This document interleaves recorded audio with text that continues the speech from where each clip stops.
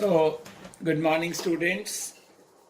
Today, we are going to learn the answer to three very important questions for the board exam. The first is finding the electrical field on the axis of the dipole. The second is finding the electrical field on the equator of the dipole. And the third thing is finding the electrical field on the axis of a charge ring. So let us begin with the first question, namely finding electrical field on the axis of a dipole. May I remind you that in a dipole we will have the negative and the positive charge both equal. It is customary to take the length of the dipole as 2L, and all distances are to be measured from the center of the dipole, and the direction of the dipole moment vector P is always from negative to the positive charge. So the formula for the dipole moment, you remember, was either charge multiplied by the length of the dipole. Now, this line which joins the two charges, this line we refer to as the axis of the dipole. The question is that we want to find electrical field at the point P due to this dipole. So we simply say that at the point P there will be some electrical field due to 1, which I have marked it like this because it is a positive charge, and we learn from basics that due to a positive charge the electrical field points away from the charge. Similarly, due to the negative charge, the electrical field will point like this. EP2 means electrical field at the point P due to charge number 2. Now, the physics is only this much. Now we say that the net electrical field at the point P will be the vector sum of these two, meaning the rule is vector acting to the right minus vector acting to the left. So I write over here EP1 की value. So EP1 की value will be the electrical field यहाँ पे इस charge की वजह से. See, the formula was electrical field due to charge is KQ divided by square of the distance which is between the charge and the point. You see, यहाँ से लेके यहाँ तक ये R है, यहाँ से लेके यहाँ तक ये L है. So जो distance है between 1 and point P is only R minus L. Therefore it is R minus L का whole square. Then minus EP2. So when you write EP2, it is KQ divided by square of the very big distance, it is R plus L का whole square. After this, we have just taken this KQ common and written like this. LCM लिया, ये है देखिए like A minus B into A plus B, तो वो हो जाता है A square minus B square का फॉर्म है ये. तो R square minus L square का होल स्क्वायर, ये वाली टर्म इधर चली जाएगी, ये टर्म ऊपर आ जाएगी. फिर इसको एक्सपेंड किया A plus B whole square, A minus B whole square, R square L square देखिए कट गए, और ये माइनस और माइनस बन के प्लस हो गया, और ये आ गया 4RL. ये जो 4RL है, 4 को लिखा 2 multiplied by 2. तो 2 मैंने पहले लिख लिया, there is a reason for that. 2 मैंने पहले लिख लिया कि Q into 2L into R divided by R square minus L square का whole square. Now Q into 2L को मैंने P लिख दिया. So it becomes electrical field is equal to 2 times of Kp into R divided by R square minus L square का whole square. I have converted this equation in the vector form. इसका meaning ये है कि जो electrical field है eight the point P वो उसी direction में है जिस डायरेक्शन में डाइपोल मोमेंट वेक्टर एक्ट कर रहा है. So the dipole moment vector is acting to the right, इसलिए electrical field is also acting to the right. Now in physics we have to learn कि किस टर्म को कब neglect कर सकते हैं और कब नेग्लेक्ट नहीं कर सकते हैं. किसी भी टर्म को नेग्लेक्ट करने के लिए we always have to say in relation to what something is very small. तो we are saying over here कि अगर r की वैल्यू बहुत ज्यादा हो जाए देन l, तो l स्क्वेयर इतना ज्यादा छोटा हो जाएगा as compare to r square that l square can be neglected. तो we are now talking about a very short dipole. तो शॉर्ट डाइपोल के अंदर r की वैल्यू बहुत लार्ज होती है एज कंपेयर टू l, तो l स्क्वेयर इतना स्मॉल हो जाएगा as compare to r square कि इस l स्क्वेयर को नेग्लेक्ट कर सकते हैं. एंड देन यू सी ये ऊपर r है, ये r⁴ हो जाएगा, तो नीचे हो जाएगा r³. So electrical field on the axis is 2 times of kp upon r³.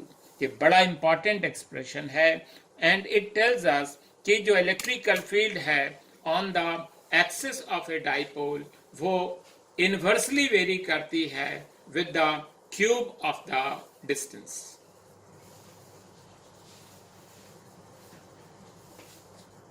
Dear students, ये जो सेकेंड डेरिवेशन अभी है ये बहुत ही ज्यादा इंपॉर्टेंट है एग्जाम में.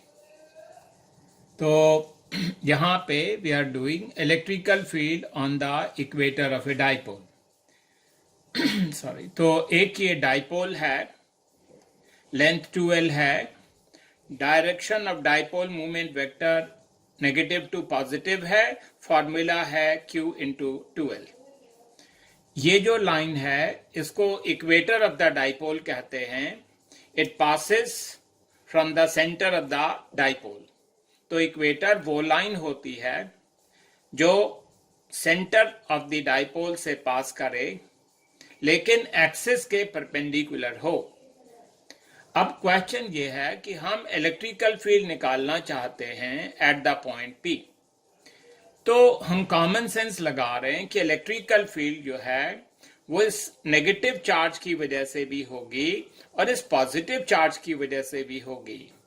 तो जो चार्ज B है यहाँ पे क्योंकि ये नेगेटिव है तो हमने लर्न किया हुआ कि electrical field will point towards it, और क्योंकि ये पॉजिटिव चार्ज है इसलिए electrical field will point away from it. अब देखिए इलेक्ट्रिकल फील्ड के लिए जो EA है और EB है, EA इलेक्ट्रिकल फील्ड इसकी वजह से और EB इसकी वजह से. दोनों केसेस में चार्जेस की वैल्यू सेम है, डिस्टेंस भी सेम है, तो फिर जो मैग्नीट्यूड होगा इलेक्ट्रिकल फील्ड का वो भी सेम होगा E. अब ये जो वेक्टर EA है और जो वेक्टर EB है उसको हम रिजॉल्व करेंगे इनटू 2 रेक्टेंगुलर कंपोनेंट्स. तो उसके लिए एक हॉरिजॉन्टल और एक वर्टिकल लाइन ड्रॉ कर लेते हैं. सिंपल मैथमेटिक्स टेल्स अस कि भाई अगर ये एंगल थीटा है तो ये भी थीटा होगा, ये थीटा है तो ये ऊपर वाला एंगल थीटा होगा, और अगर ये थीटा है तो ये भी एंगल थीटा होगा. अब हमने इस वेक्टर को रिजॉल्व कर लिया इनटू 2 कंपोनेंट्स. सिर्फ वो लाइन हमने याद रखी कि जो कंपोनेंट एंगल को टच करता है उसको कॉस कंपोनेंट कहते हैं. ऑटोमेटिकली दूसरा हो जाएगा साइन कंपोनेंट. तो EA साइन थीटा यहां, EA कॉस थीटा यहां. इसी तरीके से EB को भी रिजॉल्व कर लो तो ये होगा EB कॉस थीटा ऊपर टचिंग द एंगल और ये होगा EB साइन थीटा. क्योंकि मैग्नीट्यूड में दोनों वेक्टर्स इक्वल हैं, ऑपोजिट डायरेक्शन में हैं, इसलिए इनका resultant will turn out to be 0. अब हमने कहना है कि electrical field at the point P अब बची कितनी, वो बच गई EA cos theta plus EB cos theta, मतलब वो हो गया 2 times of E cos theta. E का मतलब इलेक्ट्रिकल फील्ड इस चार्ज की वजह से यहां पे, तो it will be K Q divided by square of this distance. तो ये डिस्टेंस ये है, इसका हमने स्क्वायर करना है, तो वो हो गया वाई स्क्वायर। कॉस थीटा आप देख रहे हैं L/y था, तो यहाँ पे हमने इसको थोड़ा रीअरेंज करके लिखा, 1 पहले लिख दिया, k into q into 2l/y³। q into 2l as you know is p, तो ये हो गया 1kp/r³। अब हमने एक माइनस साइन अपनी तरफ से लगाया और इस इक्वेशन को वेक्टर इक्वेशन बना डाला। What does this minus sign really tell us? It tells us कि जो इलेक्ट्रिकल फील्ड है ऑन द इक्वेटर वो एंटी पैरेलल है किसके? टू द इलेक्ट्रिकल फील्ड इधर को जा रही है, डायपोल मूवमेंट इधर को जा रहा है, तो electrical field on the equator is anti parallel to the dipole movement vector. अगर ये डायपोल शॉर्ट है, क्या मतलब r की वैल्यू बहुत ज्यादा है एज कंपेयर टू l, तो l स्क्वेयर इतना ज्यादा छोटा हो जाएगा as compare to r square कि इट कैन बी नेग्लेक्टेड। तो फिर ये r²3/2 वो हो जाएगा r³। So just to revise again, हमने देखा कि electrical field due to dipole जो होता है, चाहे वो एक्सिस पे हो या इक्वेटर पे हो, इनवर्सली प्रोपोर्शनल टू r³ होता है। सेकेंडली वी सॉ कि सेम डिस्टेंस अगर ले लें एक्सिस पे और इक्वेटर पे, मान लिया मैंने 5 सेंटीमीटर डिस्टेंस ले लिया ऑन द इक्वेटर और वहां पे मान लिया इलेक्ट्रिकल फील्ड E है, तो 5 सेंटीमीटर डिस्टेंस फिर ले लूं ऑन द एक्सिस, तो वहां पे electrical field will be double, वो हो जाएगा 2E। तो ये दो रिलेशंस हमें याद रखनी है। तो this is a very very important question, तो इसको स्टूडेंट्स अच्छे से याद कर लें।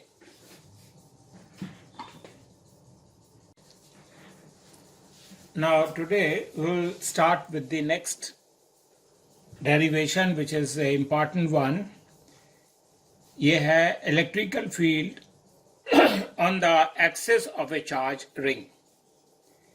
देखिए यहाँ पे ये x एक्सिस है, y एक्सिस है, z एक्सिस है।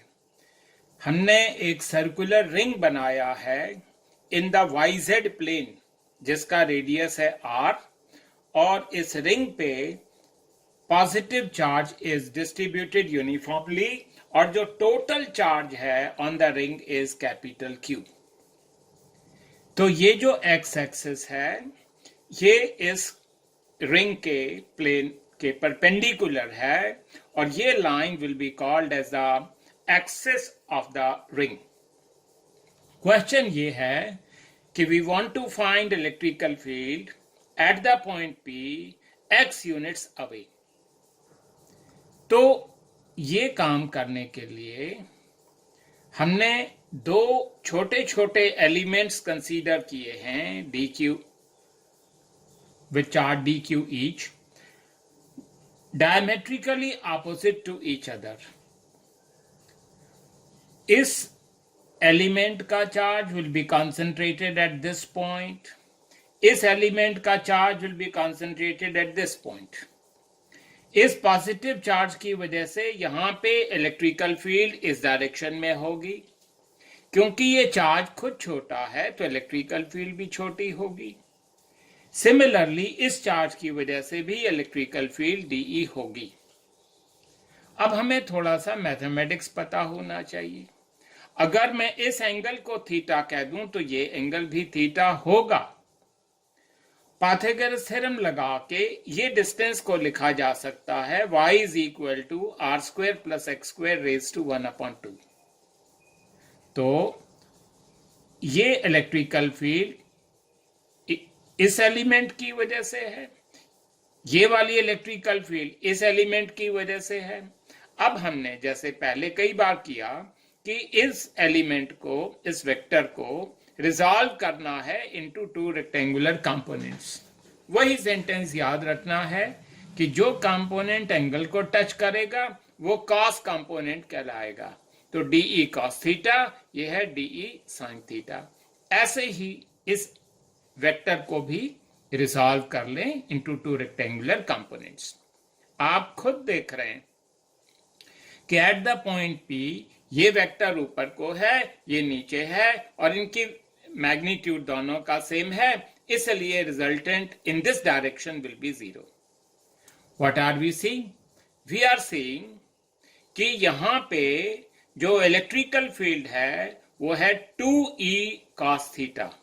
आई एम रिपीटिंग अगेन, जब हम दो छोटे छोटे एलिमेंट्स लेते हैं तब उनका जो कंट्रीब्यूशन है टू द इलेक्ट्रिकल फील्ड वो 2 times of DE cos theta है। मे आई आस्क यू कि अगर एक एलिमेंट का कंट्रीब्यूशन पूछता तो वो कितना होता? Clearly it would have been DE cos theta.